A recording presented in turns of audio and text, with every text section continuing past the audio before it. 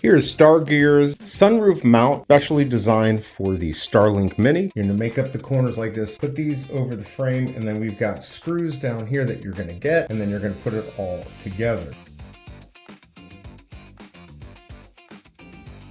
Once you have the frame put together, you're gonna take these, and these are gonna snap into place. You will hear them click. If you don't hear them click, they're not in properly, and these are gonna go kind of out.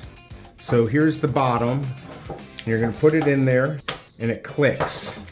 And you're gonna go all the way around and do that. So we've got the mount right here. You take off the plastic pieces. Also, don't forget to lift these up. What we're gonna do is we're gonna put this like this on the top of the roof. Here it says STARGEAR, so I'm gonna have that towards the back. And then I'm gonna push this up onto the roof near the middle like that. Push it in, then you're gonna slide these up here, and then it's not going anywhere. You're gonna take this, you're gonna slip it in under here where it says STARGEAR. And then this piece, right here's a slide up, there's a little slider here. You're gonna push it up above that.